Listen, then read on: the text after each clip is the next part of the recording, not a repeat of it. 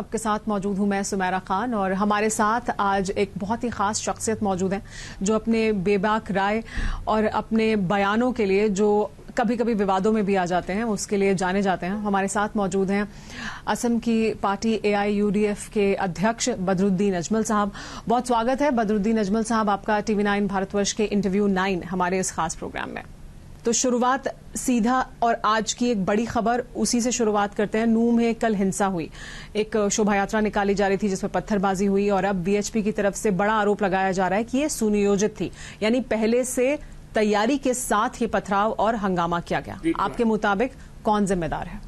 उसमें कोशिश की जा रही है एक तरफा किसी एक समुदाय के ऊपर उसको डाल देने की, तो ये चीजें एकदम से नहीं होती है।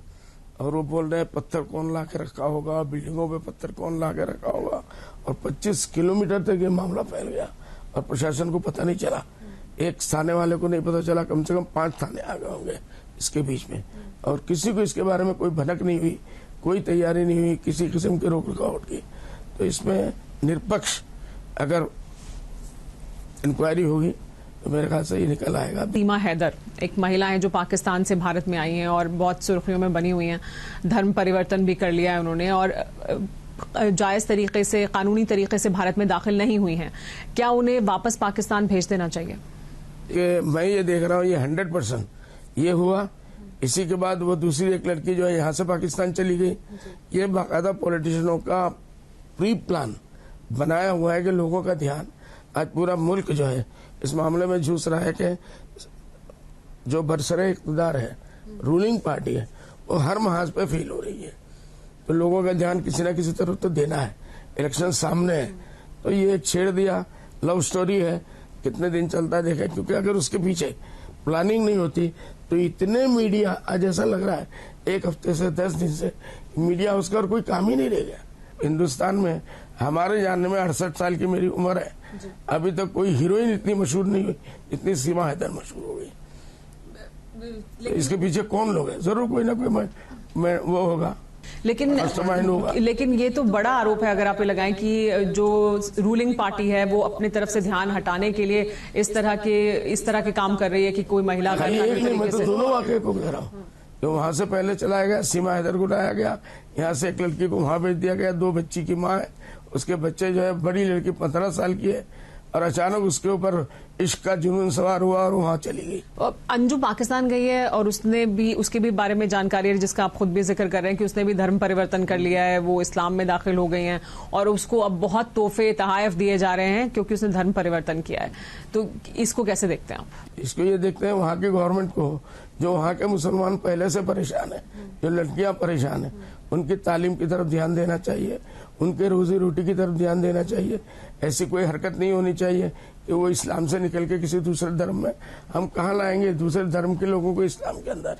बड़ा सवाल ये कि आप ये कहते हैं कि मुसलमानों का मजाक बनाने के लिए इन मुद्दों को उठाया गया, मजाक बना दिया, दिल को तसल्ली मिल गई, लेकिन क्या मुस्लिम समाज के भीतर भी जो जरूरी बदलाव होने चाहिए समय के साथ वो नहीं हो रहे हैं और इस वजह से ऐसे तमाम समस्याएं हैं जो कि फिर इतने बड़े मुद्दे बन जाते हैं? तो खुद से जो अपना इवैल्यूएशन, इंटरनल इवैल्यूएशन करने की जरूरत है, क्या वो हो रहा है? हुकूमत मुसलमानों के बाद नहीं रही जी।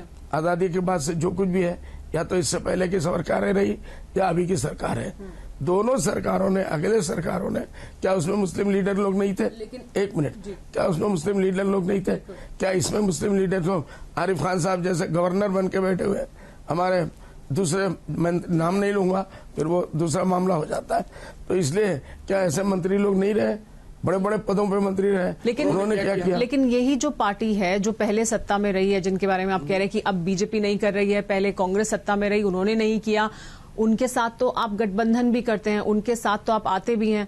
उसी से जुड़ा मेरा एक और बड़ा सवाल यह है कि अब एक और गठबंधन बन गया है इंडिया, आप उसके साथ नहीं दिखाई दे रहे हैं, क्या वजह है? क्या कांग्रेस को आप पर भरोसा नहीं है? आप उसके साथ हैं? आपके मीडिया पे हम ऐलान कर रहे हैं कि हमने सपोर्ट दिया है। वो बुलाए ना बुलाए, इलेक्शन जब करीब आएगा सबके पेट में दर्द होगा। डिलीवरी जब होती है, जब पेट में दर्द होता है तभी तो हॉस्पिटल की तरफ दौड़ता है।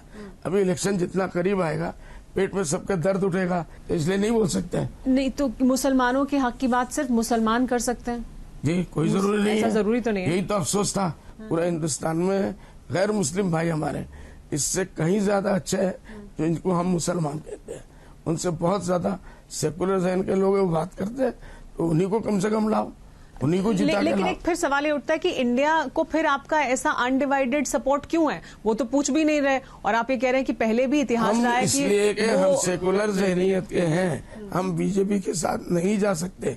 बीजेपी आज मुल्क को जहां ले जा रही है, वो बीजेपी वालों को 100 साल तक पछताना पड़ेगा। पर नहीं लग रहा है कि आप बहुत मुखर होकर बोल रहे हैं। आप क्या चुप हैं उस पर? मैंने साफ आपका बोला क्या है, कहना है उस पर? मैंने साफ बोला है कि ये दिल्ली वाले ये नहीं चाहते। क्या उनके दिल में मकसद है? क्यों वो लेट कर आज 3 महीना हो गया?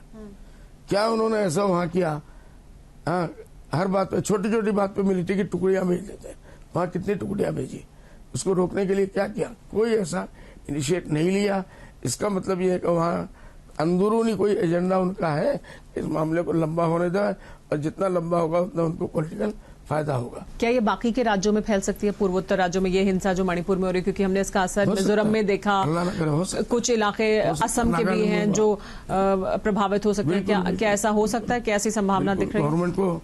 और क्या पता गवर्नमेंट अंदर ही अंदर खुद चाहती है कि ये आग फैले, ताकि 24 में हमारी रोटी जो है बहुत अच्छे तरीके से जाए। ये आप बड़ा आरोप सरकार पर लगा रहे हैं। हाँ, मैं कह रहा हूँ कि सरकार चाहती है कि इस तरह के हालात पैदा हो। लेट करने का क्या मतलब है?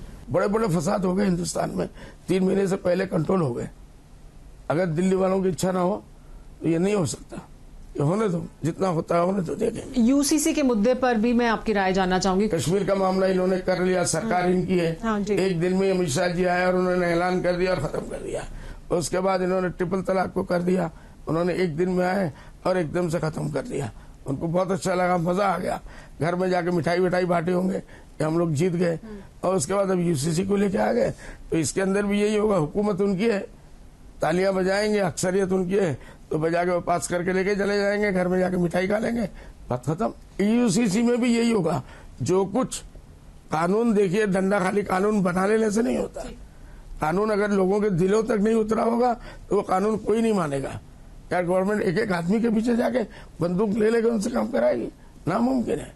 ठीक है, मेरा सवाल ये कि यूसीसी पर आपको ये लगता है कि सरकार लाकर रहेगी और कानूनी तौर पर इसे रोक पाना मुश्किल होगा? जाहिर सी बात है, ये आ जाएगा। सरकार ले आएगी, सरकार तालियां बजाएगी, सरकार ढंडोरा पीटेगी कि देखो हमने 4 वादे किए थे। एक कश्मीर का वादा, मोदी जी कह रहे हैं, कश्मीर का वादा हमने पूरा कर दिया, और उसके बाद ट्रिपल तलाक का हमने पूरा कर दिया, और पता नहीं क्या एक और था, उसका भी हमने पूरा कर दिया, और ये यूसीसी भी काम कर दिया। लेकिन यूसीसी पर जब आप बयान देते हैं तब आप ये कहते हैं कि अगर यूसीसी आ गया तो साड़ी पहनाई जाएगी, आपको साड़ी पहननी पड़ेगी, आपका लाइफस्टाइल बदल जाएगा। अरे वो कहते हैं एक घर में नहीं। मोदी जी, एक मिनट देखिए, हम लोग इतने छोटे लोग हैं, मोदी जी तक का लफ्ज लेना नहीं चाहिए, लेकिन प्राइम मिनिस्टर, हमारे देश के प्राइम मिनिस्टर, एक घरन में 4 कानून होगा। माँ के लिए अलग कानून है, दुनिया वाले भी बनाते हैं, और हमारे इस्लाम भी बनाता है। बेटी के लिए अलग कानून है, बेटे के लिए अलग कानून है, दामाद के लिए अलग कानून है, चचे के लिए अलग कानून है, दादा के लिए अलग कानून है, दादी के लिए अलग कानून है। क्या नहीं? एक घर में 10 कानून है। वो कैसे कहते हैं एक घर में 4 कानून बनेगा और हम सबको एक कानून में मारेंगे? हेमंत बिस्वा शर्मा ने कहा कि मियां भाई की वजह से जो महंगाई है वो बढ़ती है असम में। उसके बाद 1 हफ्ते के अंदर उन्होंने कहा मैं एक साल के अंदर पूरा गुवाहाटी साफ कर दूंगा, मियाओं को हटा देंगे। मियाँ नहीं आएंगे तो सब्जी नहीं आएगी, उनको मालूम है। तो 1 महीने में तो अभी तक कोई आसामी बच्चा निकल के नहीं आया कि ये काम हम करेंगे, गवर्नमेंट हमको फाइनेंस करे। ये गरीब लोग खुद ही मजदूरी करते हैं, खुद ही पैसा निकालते हैं, खुद ही सब्जी उगाते हैं और खुद ही ला के भेजते हैं। तो इनका कहना है कि ये मियाँ लोग बीच पे जो लाते हैं वहां से ये भाव बढ़ाते हैं। तो 1 हफ्ते के अंदर ही गवर्नमेंट ने पानी का भाव बढ़ा दिया, पीने का पानी, इसका भाव बढ़ा दिया 2 रुपया या 3 रुपये से 10 रुपया कर दिया। तो ये भी मियाँ भाई कर रहे हैं। और बाजार में जितनी चीजें महंगी हो रही है वो सब मियाँ लोग कर रहे हैं।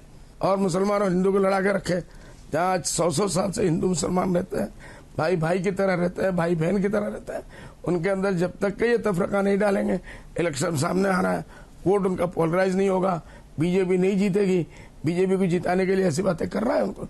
कल भी उन्होंने कोई नई बात कही।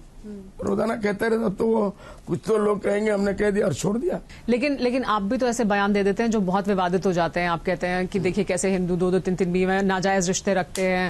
ये क्या समाज में देखिए वो विभाजन पैदा नहीं करता? आसाम में खत्म हो गया मामला, बहुत हंगामा हुआ लेके, और उसके बाद भी और ऐसे तमाम बयान देना, क्या ये विभाजन नहीं है समाज में? यूसीसी के अंदर ही यही मामला आ रहा है कि 3-3 शादियां अपनी अलग करके रखेंगे, इलीगली रखेंगे। लिविंग क्या बोलते हैं आजकल नया शुरू हुआ है, लिव इन रिलेशनशिप में रहेंगे। उनको औरतों को कुछ देना भी नहीं है, और वो जो देते हैं वो अपनी असल बीवी से बहुत ज्यादा देते हैं, देना पड़ता है, क्योंकि उसको मालूम है वो औरत भी इनको ब्लैकमेल करती रहती है। ये तो आप बहुत, आप अगर ये वाले केस भी निकालेंगे तो बहुत गंदी बात हो गई। नहीं, मैं कह रही हूँ आप ये भी निकालेंगे तो कितना 1% होगा। आप तो पूरे, आप कह रहे हैं यूसीसी आएगा तो ऐसा ही हो जाएगा, या यूसीसी इस वजह से आ रहा है, तो ये क्या, ये अगर हेमंत बिस्वा शर्मा जो कहते हैं वो विभाजन करता है? पार्लियामेंट में हमने अपना बना रखा है जी, उसके ऊपर हम बोलेंगे, आप उसके बाद आ जाइए, तो उसके बाद फिर जरूर